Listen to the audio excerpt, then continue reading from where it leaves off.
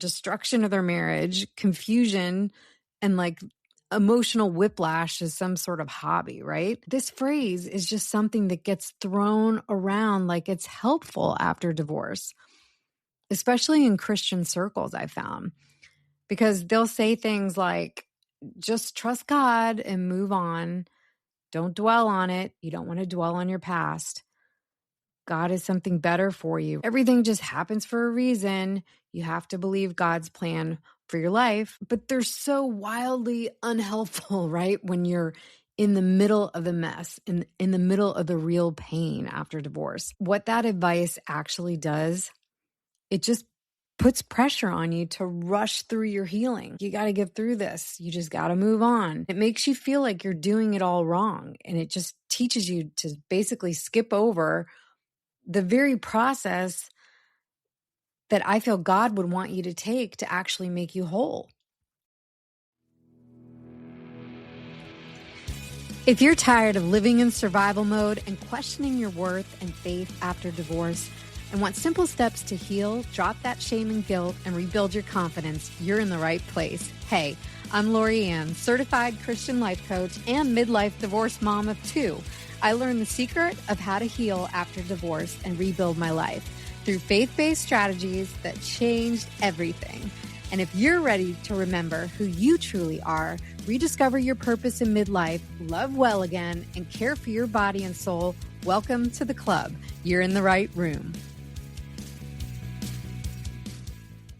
Hey girl, welcome back to the Midlife Comeback Club. Well, before we dive in today, I just want to personally invite you in to join the Midlife Comeback Club.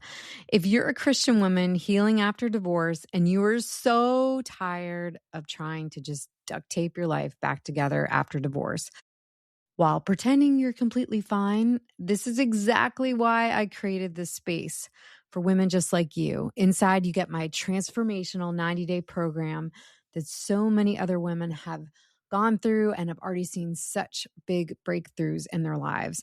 You'll get weekly live coaching calls with me, Lori Ann, your certified Christian life coach, every single week. And you'll be surrounded by a community of women who are done with like surface level healing and ready to do the real work and the real thing. So if you're ready to stop surviving and actually rebuild your life with God at the center, click the link in the show notes and come join us. All right. So today we are talking about one of the most unhelpful, so annoying, and like borderline rage-inducing things people say after divorce. And you know what that is? Just move on. Okay, cool. Let me just wrap this whole divorce thing up really quick. All right. Like I'm returning a sweater at Target or something. Didn't work out. There's no receipt. Emotional damage is all included, and it's fine. No. Listen, if it were that easy, you would have done it already, right? Nobody is out here choosing heartbreak, destruction of their marriage, confusion, and like emotional whiplash as some sort of hobby, right? And yet, this phrase is just something that gets thrown around like it's helpful after divorce, especially in Christian circles, I found, because they'll say things like, just trust God and move on. Don't dwell on it. You don't want to dwell on your past. God is something better for you, right? Everything just happens for a reason. You have to believe God's plan for your life. And while some of those things definitely are true, they are, but they're so wildly unhelpful, right? When you're in the middle of the mess, in the middle of the real pain after divorce. Because what that advice actually does, it just puts pressure on you to rush through your healing. Like you got to get through this. You just got to move on. And it makes you feel like you're doing it all wrong. And it just teaches you to basically skip over the very process that I feel God would want you to take to actually make you whole. So today we're going to talk about why just move on is not only bad advice, but it actually keeps women stuck after divorce. And we're going to talk about what you should be doing instead. And I can so relate to this because after my divorce, where I was trying so hard to look like I had it all together, you know that phase, right?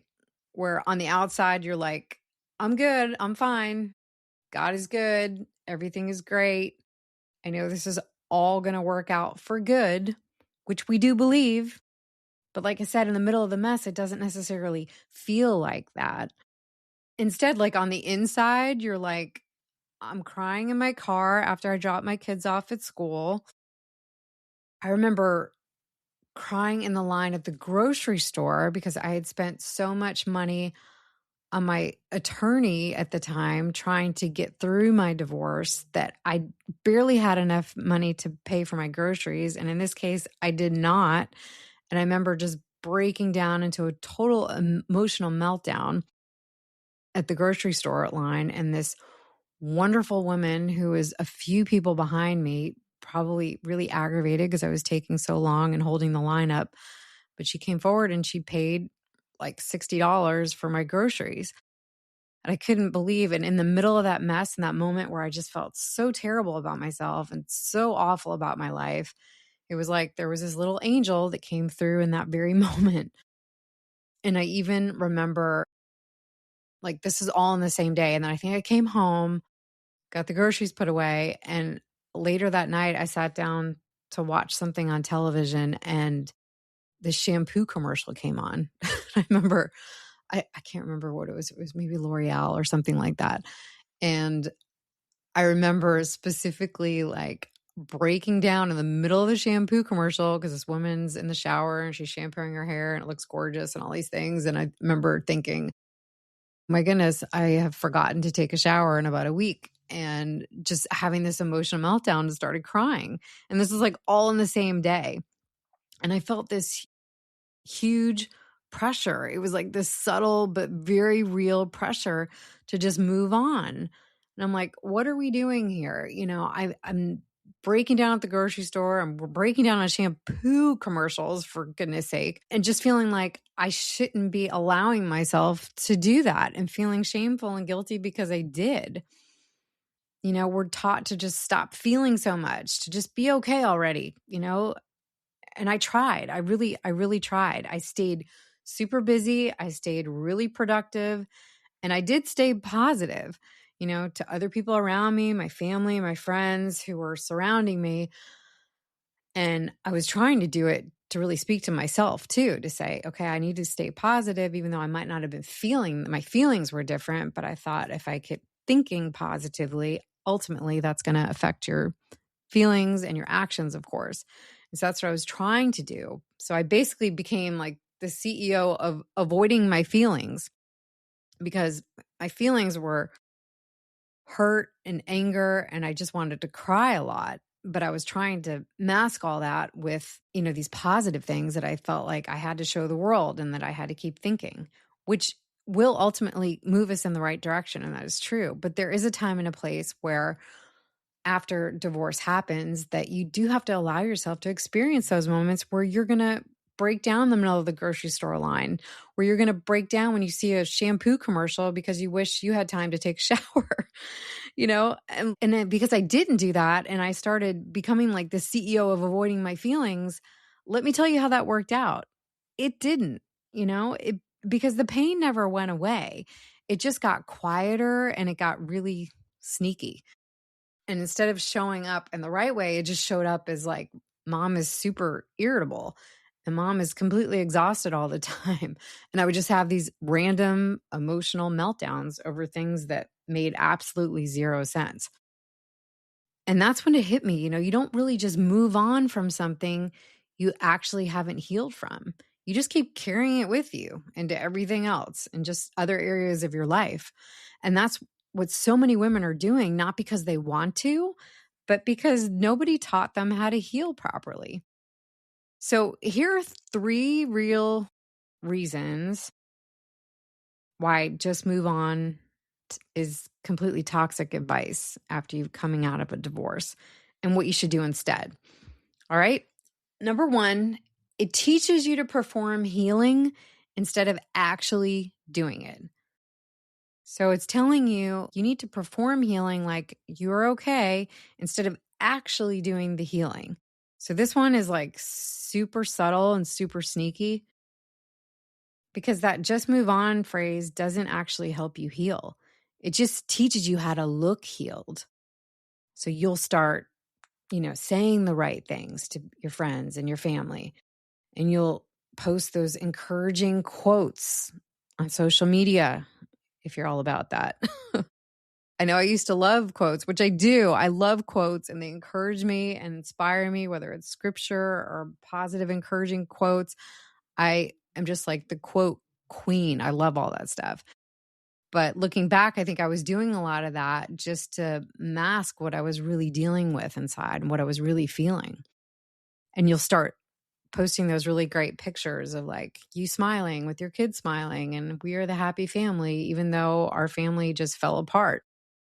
Right? Because meanwhile, internally, you're still processing all of the same pain on repeat because nothing has actually been dealt with. You've just gotten better at managing your appearance.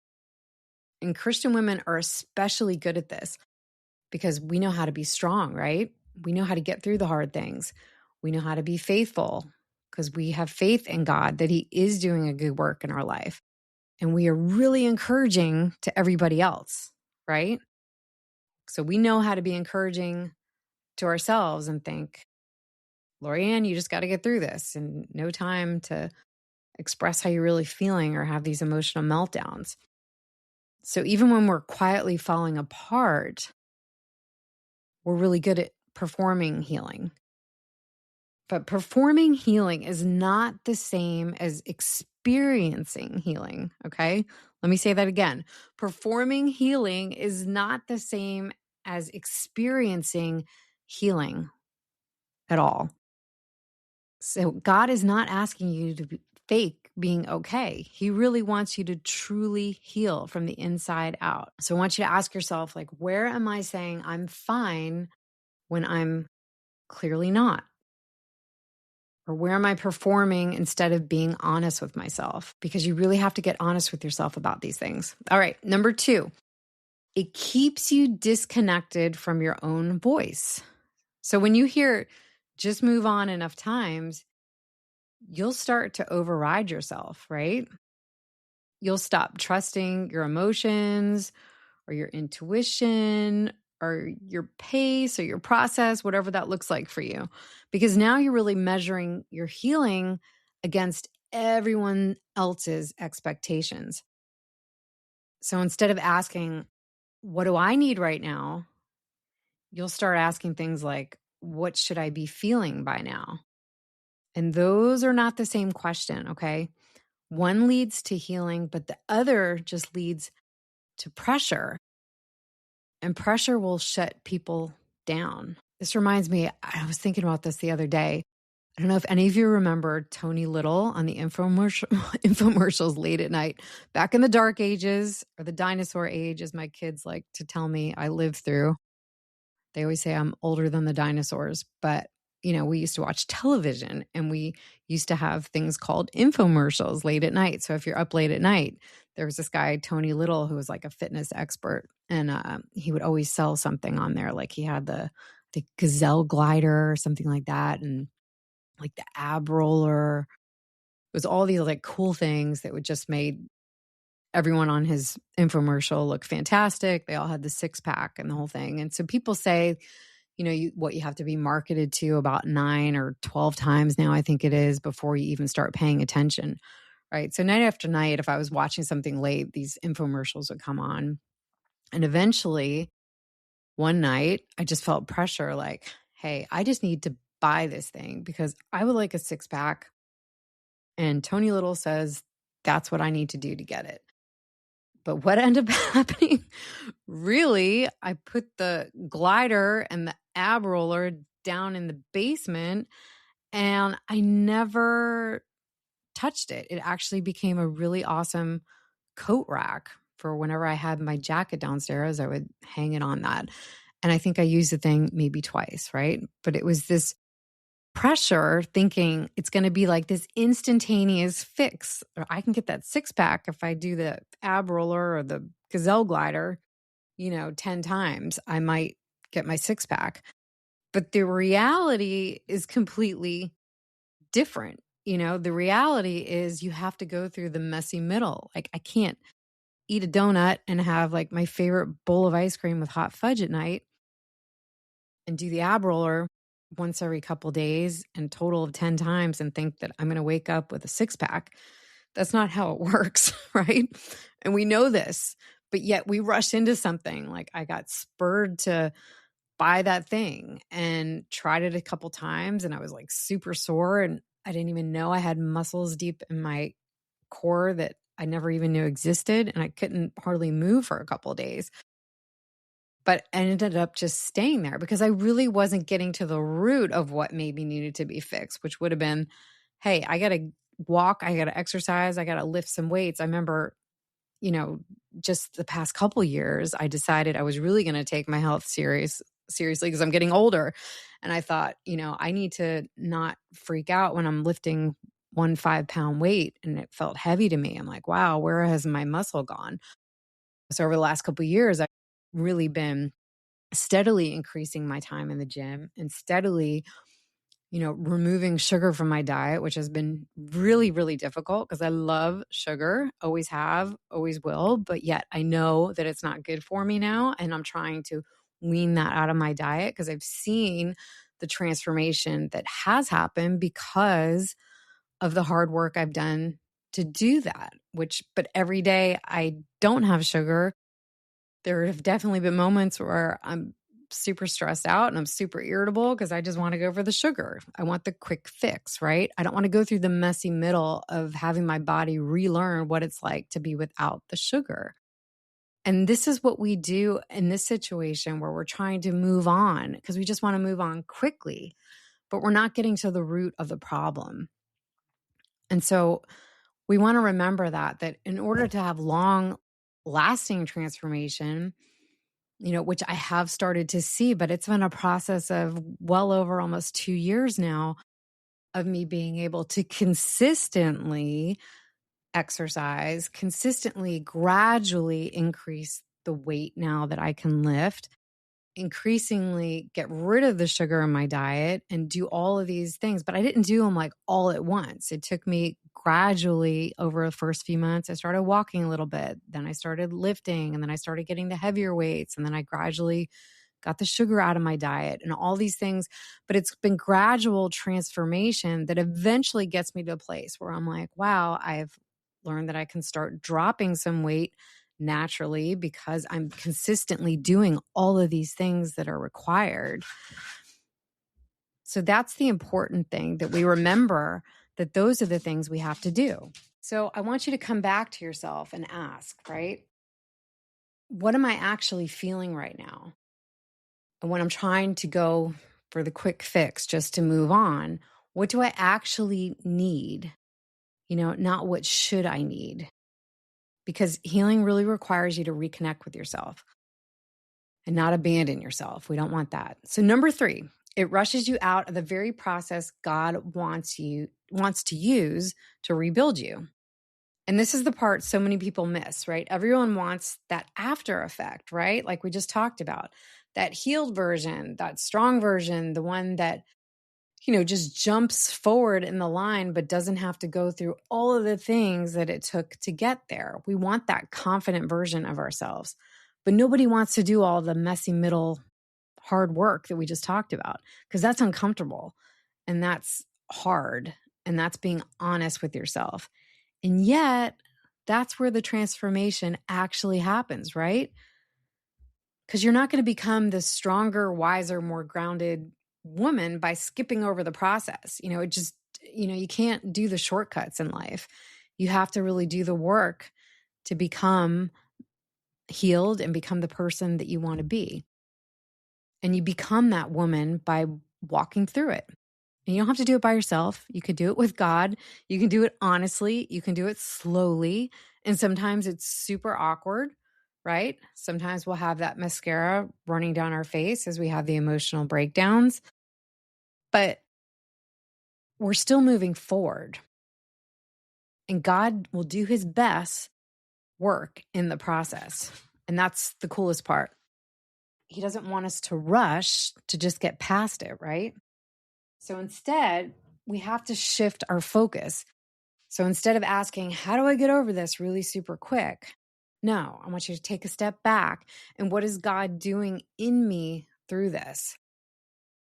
Like just with the example we're talking about I've tried so many times in my life, so many different diets at different times, like trying to get the quick fix. I've tried Nutrisystem, Weight Watchers, and it was always just to get like that extra 5-10 pounds. Like I thought, oh, I'll just feel a lot better if I, could get through that and lose that extra weight, right? But ultimately, as soon as I started hitting midlife, like it was a whole nother ballgame, as you well know, right?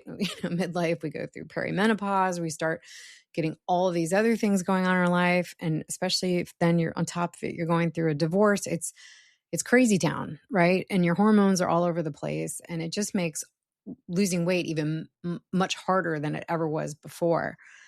And so really going through it the right way and feeling that transformation of, okay, if I change a lot of these habits that I've had for decades, slowly but consistently over time, it's amazing how quickly certain things can dissipate, and like all of a sudden I don't have the headaches I used to have all the time, but it was strictly from a lot of the food I was eating or not knowing how to manage my stress properly.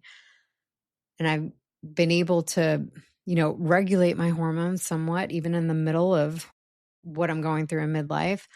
But it takes work and it takes time and it takes being patient with yourself. And it's the same thing when we're talking about the toxic advice that people give to just move on after divorce. It's not going to look pretty. It's not going to be a straight line to the finish line. It's going to ebb and flow. It's going to be up and down moments, and that's okay. But if you start asking, what is God doing in me through this? That question will just change your entire perspective when you start zooming out and getting like the big overall view of what he's really trying to do in your life. Because now you're not trying to just escape the process. You're really allowing it to shape you and become the woman that God has created you to be. All right. So if this episode struck a chord with you today and you're realizing, wow, I've really been trying, Lorianne, to rush my healing instead of actually walking through it one step at a time, then I really want to invite you to take the next step with us and join me inside the Midlife Comeback Club with so many other women walking the same path as you. This is exactly what we do inside. We don't rush healing. We're not going to fake it. We don't just slap Bible verses on it and call it done. No, we process the scripture. We process what you're feeling, what you're walking through, and we do it together. We rebuild your confidence. We'll renew your mind. We help you reconnect not only with yourself, but with God, and in a way that actually creates lasting forever change, because that's the kind of change we want, right? We just don't want the quick fix. So inside, you're going to get my 90-day transformational program that has already helped so many women. You'll get weekly live group Q&A coaching calls with me, Lorianne, your certified Christian life coach, and you'll have a community of women around you who are done pretending too, and they're really ready to heal for real, as I like to say. You don't have to keep carrying this alone. You don't have to keep performing, okay? Don't perform your healing like you're fine. And you definitely don't just have to move on. So I want you to click the link in the show notes below and come join us. And I'll leave you with this today, all right? You're not behind. You're not doing this wrong. And you are not meant to rush something that God is using to actually rebuild your life. So you don't need to just move on, okay? You just need to heal. And that's exactly what you're doing. So I hope you have an awesome week, and I will see you back here in the next episode. Thanks for joining me. Hey girl, I hope you enjoyed today's episode. And if so, would you take 30 seconds and share it with a woman who might really need it right now? Also, please leave me a quick review over on Apple Podcasts. It truly helps this show reach more women who are ready for their divine comeback. And until next time, keep choosing faith over fear, and I will meet you back here next week for another episode.